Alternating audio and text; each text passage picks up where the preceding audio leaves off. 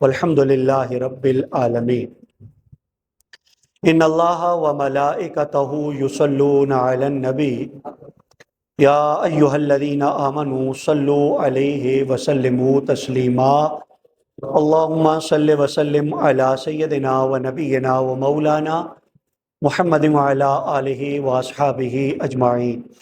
الصلاۃ والسلام علیک یا سیدی یا رسول اللہ وعلی آلک واصحابک یا سیدی یا حبیب اللہ۔ ذرا محبت سے درود شریف پڑھیے۔ الصلاۃ والسلام علیک یا سیدی یا رحمت للعالمین وعلی آلک واصحابک یا سیدی یا خاتم النبیین۔ اللہ تعالیٰ کا بڑا خاص فضل، اس کی عنایت اور اس کا کرم کہ آج ہم سورہ شعراء کا آغاز کر رہے ہیں۔ آج کا ہمارا درس اس سورت کے تعارف پر مبنی ہوگا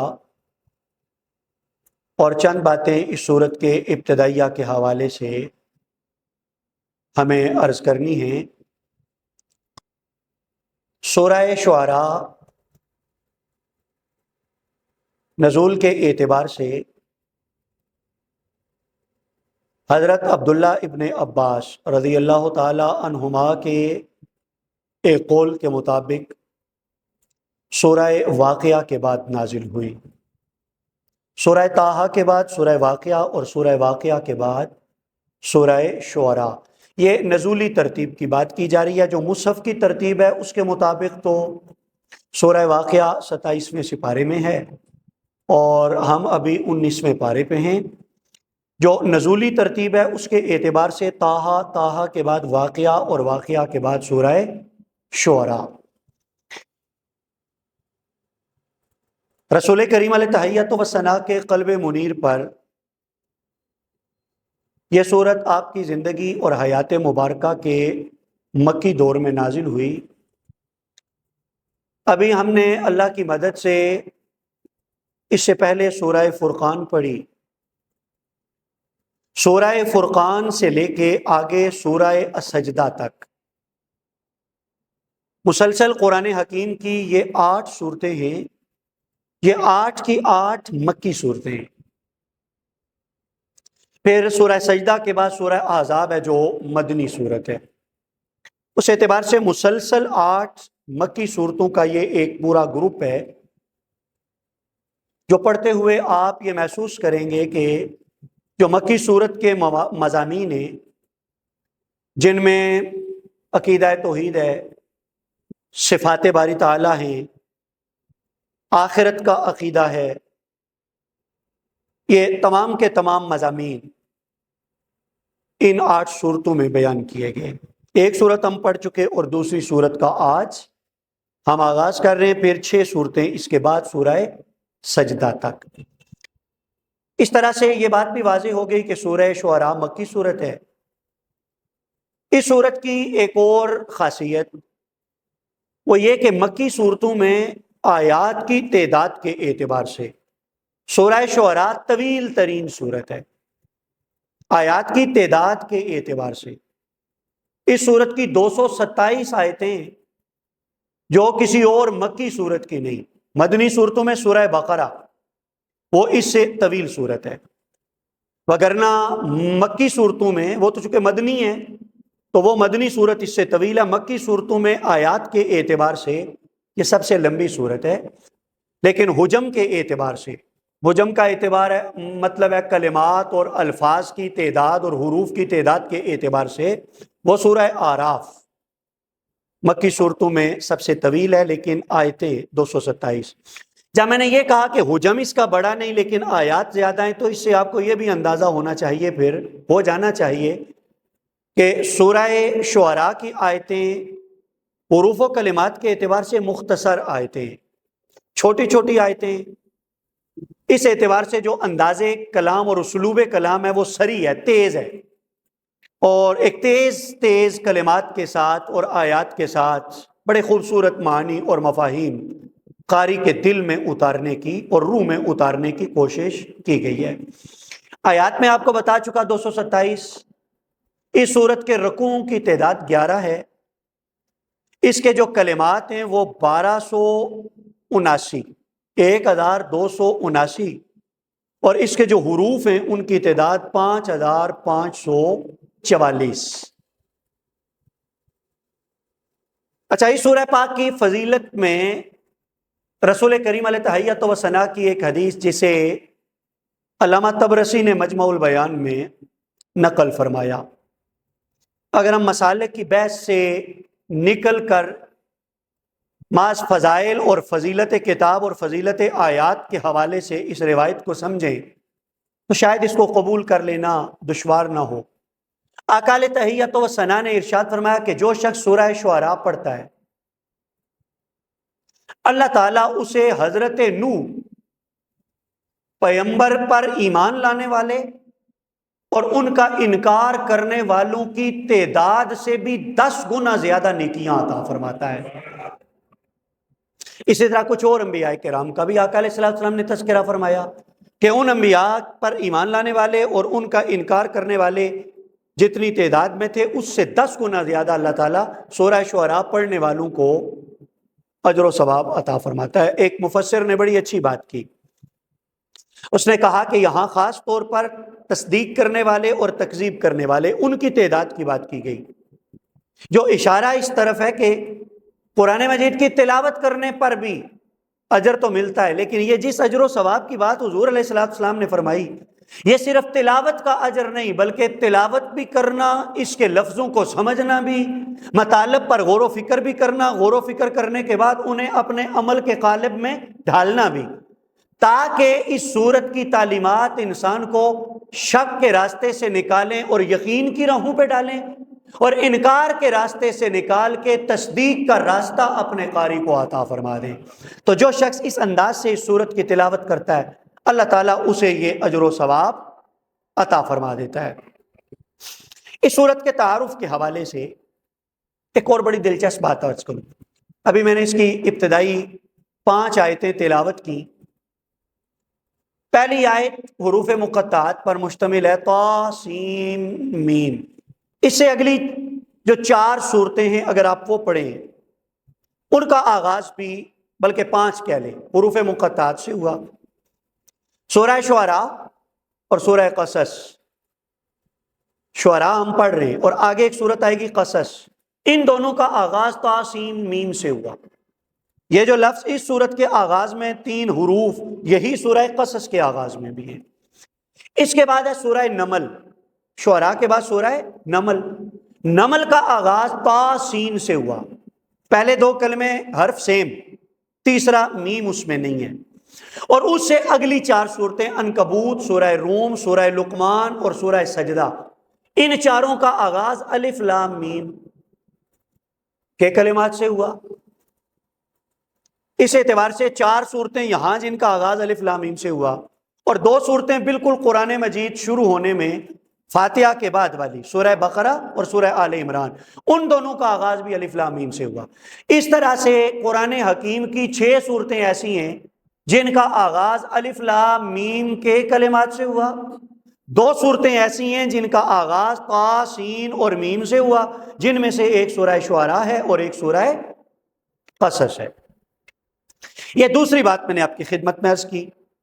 حروف مقطعات کی طرف بڑھنے سے پہلے اس سورت کے مضامین کا ایک مختصر سا خاکہ اور ایک شارٹ سا سکیچ آپ کی خدمت میں عرض کرنا چاہتا ہوں۔ میں نے بالکل آغاز میں مکی صورتوں کے حوالے سے ایک بات عرض کی، وہ مضامین اس سورت میں بھی بیان کیے گئے۔ اللہ تعالیٰ کی توحید،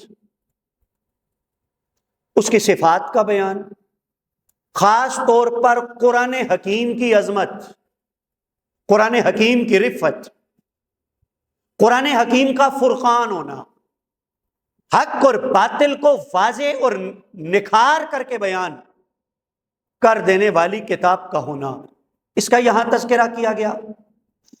اور پھر خاص طور پر اس سورت کے بالکل آغاز میں، ابتدائیے میں، آقا علیہ السلام کی ایک بڑی خوبصورت صفت کا بیان ہوا۔ میں کہہ سکتا ہوں کہ یہ جو صفت ہے حضور کی، یہ آپ کی رحمت للعالمین کی شان کا ایک جلوہ ہے۔ حضور رحمت للعالمین ہے نا۔ میرے آقا کریم انسانیت سے محبت فرمانے والے ہیں، حضور اللہ کی مخلوق سے پیار کرنے والے ہیں۔ ماؤں نے تم سے اتنا پیار نہیں کیا ہوگا جتنے مدینے والے آقا تم سے محبت فرماتے ہیں۔ اب قرآن مجید یہاں بیان کرتا ہے حضور کی محبت کا وہ انداز، حضور کی شفقت کا وہ انداز، حضور کی رحمت کی وہ ادا۔ وہ ادا کیا ہے؟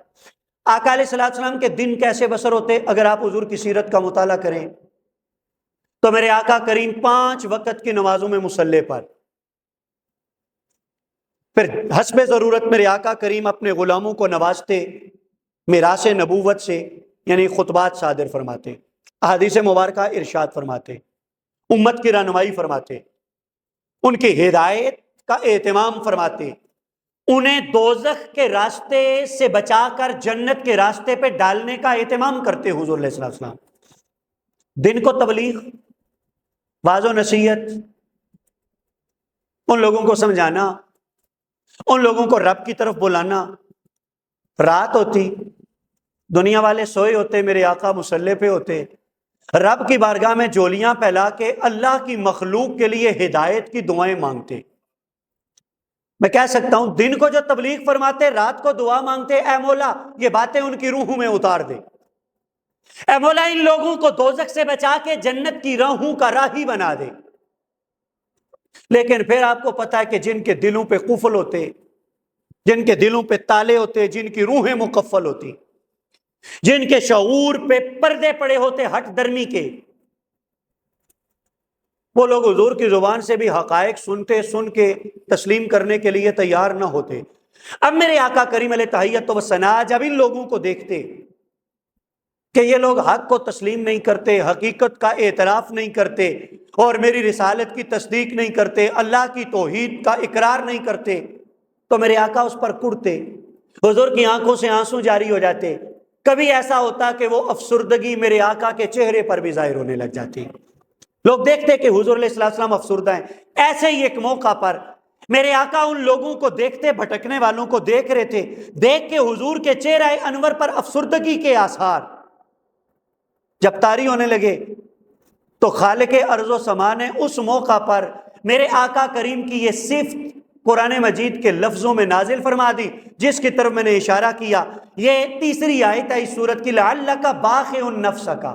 اے حبیب، لگتا ہے کہ آپ تو اپنی جان ہی سے چلے جائیں گے اس غم میں کہ یہ لوگ ایمان کی راہ پر کیوں نہیں چلتے ہیں، یہ لوگ اللہ کی ذات پر ایمان کیوں نہیں لاتے۔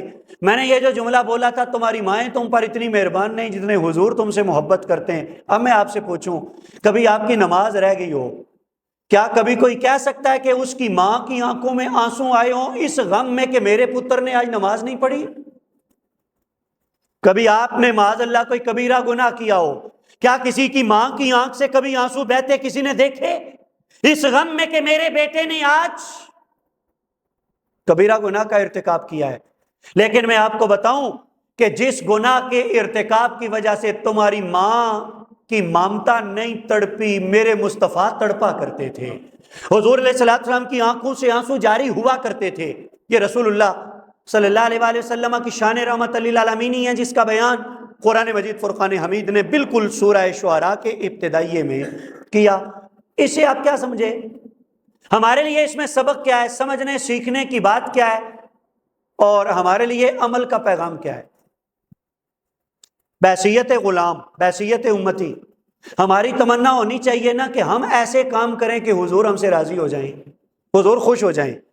تو قرآن مجید کا یہ مقام ہمیں سمجھاتا ہے جو بندہ ایمان سے دور ہوتا ہے اس پر میرے آقا افسردہ ہوتے ہیں، جو ایمان اور عمل صالح کی راہ چلتا ہے اپنے اس غلام کو دیکھ کے میرے مصطفیٰ خوش ہو جاتے ہیں۔ تو گویا جو ایمان کی راہ چلے گا، جو عمل صالح کی راہ چلے گا، اسے اللہ اپنی خوشنودی کی دولت بھی عطا کرے گا، میرے مصطفیٰ کی خوشی والی نظر بھی میرا رب اسے عطا کر دے گا۔ اور اب آپ اندازہ کر سکتے ہیں کہ جس سے حضور خوش ہو جائیں اور خوشنودی والی ایک نگاہ جسے حضور کی میسر آ جائے، مجھے بتائیں پھر اسے دنیا میں کس چیز کی کمی، اسے آخرت میں کس چیز کی کمی۔ قرآن مجید کی اس سورت کے بالکل آغاز میں خالق کائنات نے اس حقیقت کا بیان بھی فرما دیا۔ تھوڑا آپ آگے بڑھیں گے یہ سورت پڑھتے پڑھتے تو آپ ایک اور چیز محسوس کریں گے، وہ یہ کہ اللہ تعالیٰ نے اس سورت میں بھی سورہ اعراف کی طرح اور سورہ ہود کی طرح، سورہ اعراف 8ویں پارے کا اختتام اور 9ویں پارے کا آغاز، پھر اس کے بعد 11ویں پارے میں اور 12ویں پارے میں سورہ ہود ہے۔ ان دونوں صورتوں میں اللہ رب العزت نے جن 7 بلکہ ان میں 6 انبیاء کا ذکر ہوا، ان 6 کے 6 انبیاء کا تذکرہ اللہ نے اور ان کی قوموں کا ذکر سورہ شعراء میں بھی کیا، لیکن یہاں ایک 7ویں جلیل القدر نبی کا بھی ذکر ہے اور وہ حضرت موسیٰ ہیں۔ اس اعتبار سے کل 7 انبیاء کرام، حضرت موسیٰ، حضرت سیدنا ابراہیم خلیل اللہ، حضرت ہود، حضرت نوح، حضرت صالح، حضرت لوط اور حضرت شعیب علی نبینا علیہم السلام، ان 7 کے 7 انبیاء اور ان کی قوموں کا تذکرہ میرے رب نے سورہ شعراء میں فرمایا ہے۔ ان میں سے حضرت موسیٰ اور ان کی قوم کا تذکرہ تفصیل کے ساتھ، باقی انبیاء کا تذکرہ قدر کم تفصیلات کے ساتھ، اور بعض کا ذکر بالکل مختصراً اور بعض اشارات کے ساتھ اس سورہ پاک میں کیا۔ خاص طور پر میں عرض کروں گا، جب ان نبیوں کا ذکر کیا اور ان کی قوموں کا، انبیاء کی دعوت کا اور ان کی قوم کے طرز عمل اور رویے کا، ایک چیز قرآن نے خاص طور پر زور دے کے بیان کی، وہ آپ محسوس کریں گے، اور اس چیز میں ہمارے لیے بڑا سبق بھی ہے۔ انبیاء کرام کی دعوت کی مضبوط بنیادیں، ٹھوس دلائل، ایتھینٹک آرگومنٹس اور لاجیکل باتیں انبیاء کی، مطلب انبیاء کرام نے جب بھی دعوت دی، بے بنیاد بات انہوں نے نہیں کی، کمزور بات نہیں کی، الیاذ باللہ پھس پھسا لفظ نہیں استعمال کیا، بلکہ جو بھی بات کی مضبوط دلائل کے ساتھ۔ انہوں نے کہا اللہ ایک ہے، اس کے دلائل دیے۔ انہوں نے کہا میں اللہ کا نبی رسول ہوں، دلائل کے ساتھ بات کی۔ انہوں نے کہا کہ تم نے مرنے کے بعد دوبارہ زندہ ہونا ہے، دلائل کے ساتھ بات کی۔ انہوں نے کہا آخرت میں تم نے اپنے اعمال کا جواب دینا ہے، اس بات کے دلائل دیے۔ انبیاء کرام نے جو بھی بات کی مضبوط دلائل کی بنیاد پر، لیکن اس کے مقابلے میں جو ان کی دعوت کو ٹھکرانے والے تھے، ان کا طرز عمل قرآن بیان کرتا ہے، ان کے پلے دلیل کچھ نہیں ہوتی تھی لیکن مانتے نہیں تھے۔ بے تکی باتیں، غیر منطقی انداز گفتگو اور کمزور سی باتیں، منطق سے آری، لاجک سے آری۔ آپ یہ کہہ لیں کہ ان کی باتوں میں کوئی قوت نہیں ہوتی تھی، اور ویسے بھی عرض کر دوں، کفر کے پاس قوت کوئی نہیں ہوتی، باطل کے پاس طاقت کوئی نہیں ہوتی۔ طاقت اللہ نے ساری کی ساری حق کو عطا فرمائی ہوتی ہے، طاقت اللہ نے ساری کی ساری حق والوں کو، خالق ارض و سما نے عطا فرمائی ہوتی ہے۔ دلائل کے مقابلے میں کمزور سی باتیں، دلائل کے مقابلے میں پھس پھسی سی باتیں، گویا میں کہہ سکتا ہوں میں نہ مانوں کی پالیسی انہوں نے استعمال کی ہوئی تھی۔ قرآن ہمیں یہاں ایک بات سکھاتا ہے کہ آپ اپنے لیے جب کوئی راہ عمل طے کرنا چاہیں تو آپ جو عمل کا راستہ طے کرنا چاہتے ہیں اس کی آپ کے پاس کوئی ٹھوس بنیاد ہونی چاہیے، آپ کے پاس مضبوط دلائل ہونے چاہیے۔ اگر آپ کے پاس دلائل نہیں ہیں تو اس کا مطلب ہے آپ کا راستہ کمزور ہے، آپ کی منزل بھی ٹھیک نہیں، آپ کا راستہ بھی ٹھیک نہیں۔ دلائل کا جواب دلائل کے ساتھ۔ اگر آپ کے پاس دلائل نہیں تو پھر لازمی ہے کہ آپ دوسرے کے مضبوط دلائل کو تسلیم کریں اور اس کے سامنے آپ سر تسلیم خم کر لیں۔ قرآن مجید فرقان حمید دراصل قرآن پڑھنے والوں کو یہ سکھاتا ہے کہ تمہارے سامنے مدینے والے آقا قرآن بیان کر رہے ہیں، اگر تو قرآن کے مقابلے والا کوئی کلام ہے تو لے کے آؤ۔ اگر قرآن کا مقابلہ کرنے کی طاقت تمہاری باتوں کے اندر نہیں تو پھر باتوں سے کام نہیں چلے گا، دلائل سے کام چلے گا۔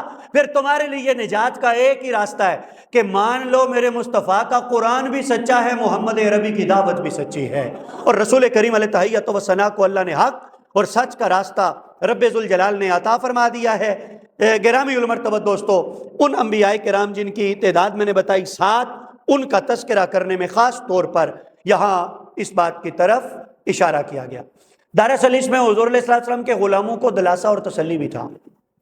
میں آپ کے ساتھ ایک بات اگر بالکل عام سطح پہ آ کے عرض کروں، بعض اوقات نہ بندہ زچ ہو جاتا ہے.